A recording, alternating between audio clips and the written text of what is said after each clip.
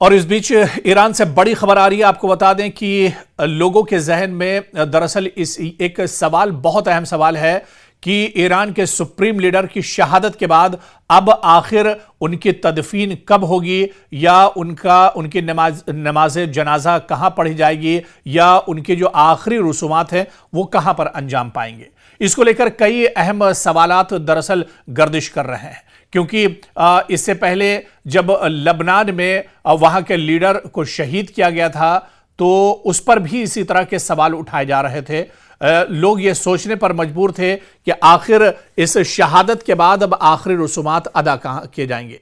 लेकिन इस बीच बड़ी खबर निकल कर आई है कि ईरान के सुप्रीम लीडर आयतुल्लाह अली खामनई की तदफीन मशहद में होगी। जी हां, मशहद दरअसल ईरान के सुप्रीम लीडर आयतुल्लाह अली खामनई का आबाई वतन भी है।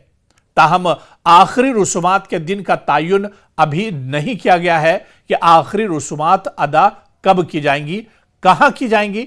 इस बात का तयन हो गया है कि मशहद में आखिरी रसूमात अदा की जाएंगी, यानी आयतुल्लाह अली खामनई की जो तदफीन है वो मशहद में होगी। लेकिन अभी कोई डेट दरअसल वाज़ेह नहीं है। मीडिया रिपोर्ट से मुताबिक तेहरान में बड़े ताज़ियती इज्तिमा के बाद तदफीन मशहद में होगी। ताज़ियती इज्तिमा इमाम खुमैनी हॉल तेहरान में होगा।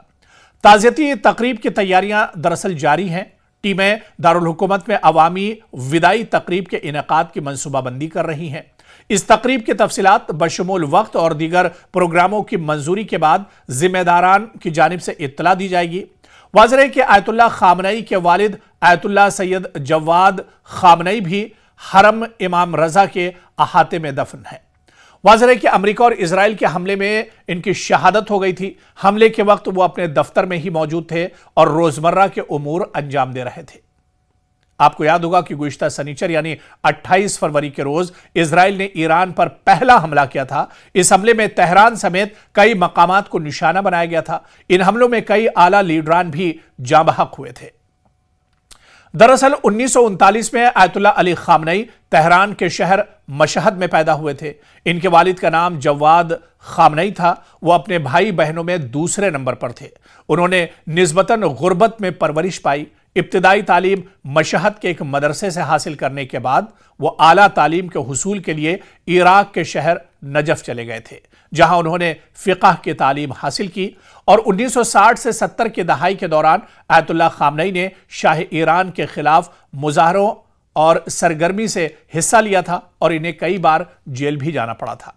1989 आयतुल्लाह रूहुल्लाह खुमैनी की वफात में हुई और इसके बाद आयतुल्लाह खामनई ईरान के सुप्रीम लीडर बने। वो सिर्फ रूहानी पेशवा ही नहीं बल्कि हुकूमत की समत का तयन करने, मुसल्लह अफवाज की कमान और अदलिया के सरबराह के तकर्री में मशावरत तक इनके फ़राइज़ में शामिल थे।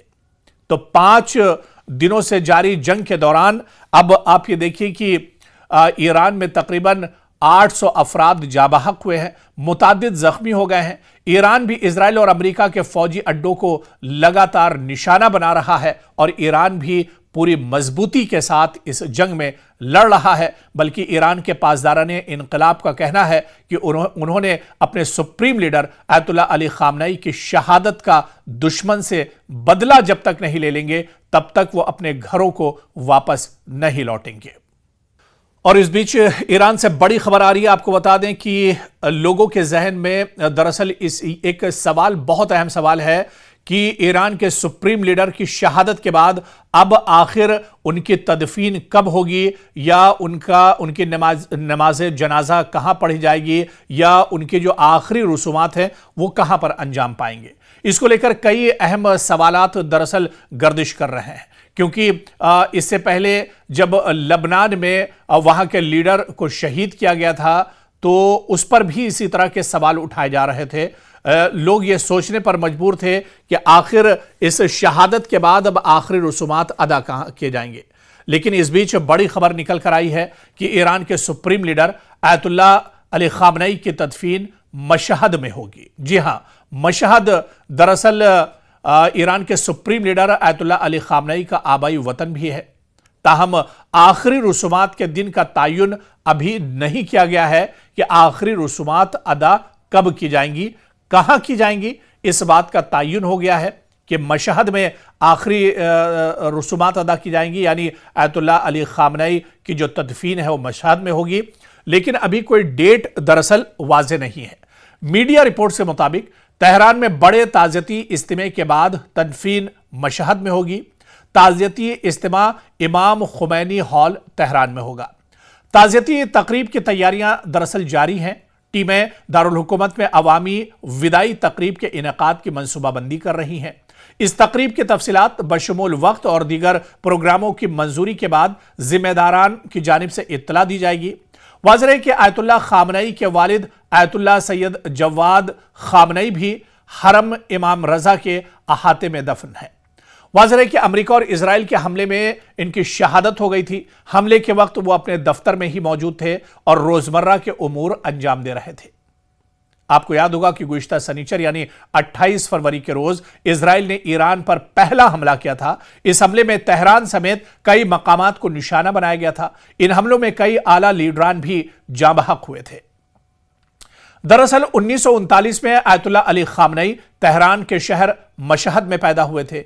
इनके वालिद का नाम जवाद खामनई था। वो अपने भाई बहनों में दूसरे नंबर पर थे। उन्होंने निस्बतन गुर्बत में परवरिश पाई। इब्तिदाई तालीम मशहद के एक मदरसे से हासिल करने के बाद वो आला तालीम के हुसूल के लिए इराक के शहर नजफ चले गए थे, जहां उन्होंने फ़िक़ह की तालीम हासिल की। और 1960 से 70 के दहाई के दौरान आयतुल्लाह खामनई ने शाह ईरान के खिलाफ मुजाहरों और सरगर्मी से हिस्सा लिया था और इन्हें कई बार जेल भी जाना पड़ा था।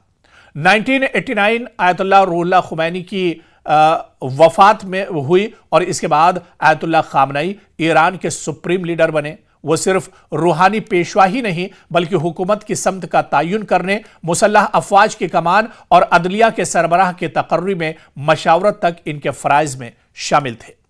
तो 5 दिनों से जारी जंग के दौरान अब आप ये देखिए कि ईरान में तकरीबन 800 अफराद जाबहक हुए हैं, मुतादिद जख्मी हो गए हैं। ईरान भी इजराइल और अमेरिका के फौजी अड्डों को लगातार निशाना बना रहा है और ईरान भी पूरी मजबूती के साथ इस जंग में लड़ रहा है। बल्कि ईरान के पासदाराने इनकलाब का कहना है कि उन्होंने अपने सुप्रीम लीडर आयतुल्लाह अली खामनई की शहादत का दुश्मन से बदला जब तक नहीं ले लेंगे तब तक वो अपने घरों को वापस नहीं लौटेंगे।